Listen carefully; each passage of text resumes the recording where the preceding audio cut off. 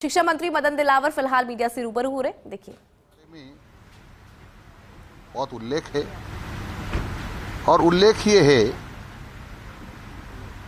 कि इन्होंने जो पोषाहार खरीदा या जो खाद्य सामग्री खरीदी उसमें इन्होंने निविदाएं आमंत्रित की थी। उसमें नेफेड भी था जो भारत सरकार का संस्थान है।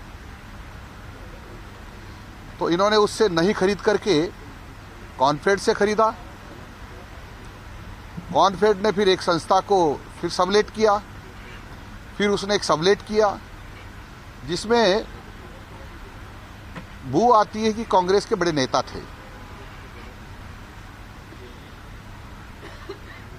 और उन्होंने ये भी लिखा है कि जो नेफेड 50 रुपए किलो दाल देने को तैयार था उसको इन्होंने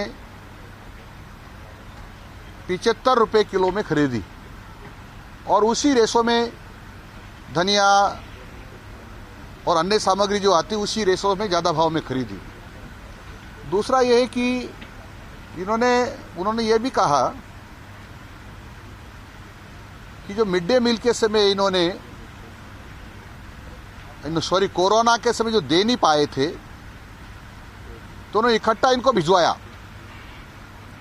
तो ये भी पता नहीं चल रहा है अभी वो किस रूट से गए, कौन से टोल टैक्स एरिया से गए, ये भी पता नहीं चल पा रहा है। और 100% बच्चों को इन्होंने वो सामग्री उपलब्ध करा दी, ऐसा कहते हैं। बल्कि जो रिकॉर्ड में है उसमें तो ये कि 59 लाख समथिंग बच्चे थे, उसमें से इन्होंने उपलब्ध कराया 66 लाख समथिंग बच्चों को।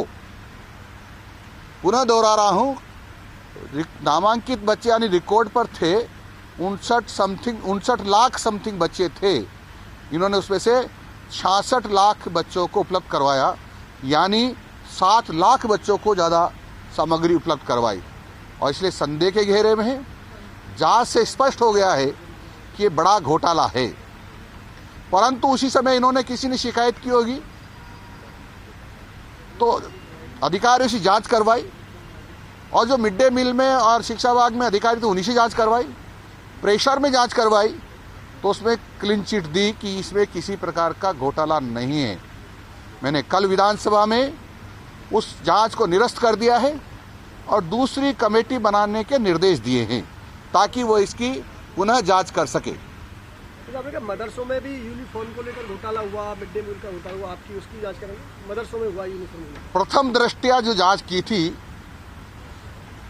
और उसमें घोटाला पाया गया है, क्योंकि 1,30,000 बच्चे थे जो हमारे साला दर्पण पर बच्चे उपलब्ध होते हैं या जो दर्शाते हैं, क्योंकि सबका उल्लेख हम साला दर्पण पर रखते हैं।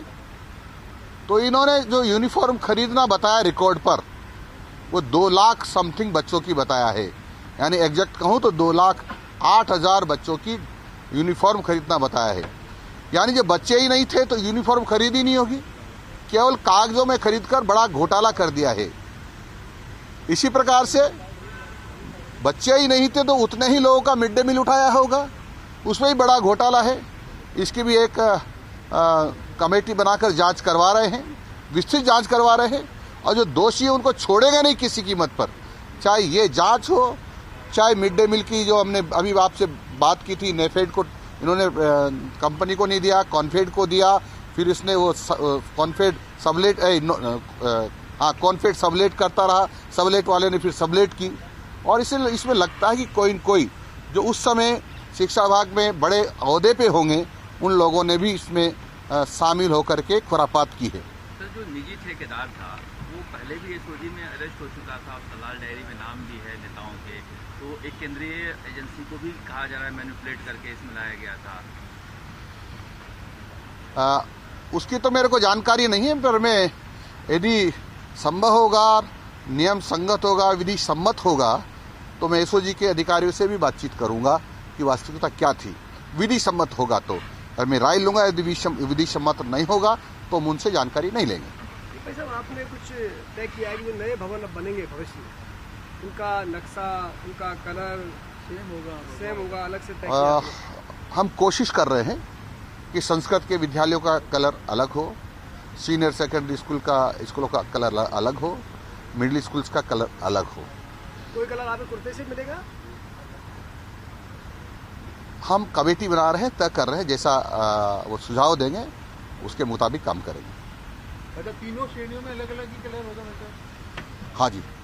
हाई स्कूल मतलब जो कॉलेजों का कलर के लिए तो उच्च शिक्षा मंत्री जी ने एक जैसा कलर बताया जो कि भगवा से मिलता जुलता है, तो क्या स्कूलों का भी ऐसे कुछ होगा? अभी हम एक कमेटी बनाएंगे, फिर उससे विचार विमर्श करेंगे। भगवा का तो होगा ही ना, वीरता का प्रतीक है, त्याग का प्रतीक है, बलिदान का प्रतीक है। आपका कुर्ता भी उसी कलर का है। अच्छा ही होगा तो अच्छा ही करेंगे, जो अच्छा होगा करेंगे। एक मिनट सर मंत्री मदन दिलावर को आप सुन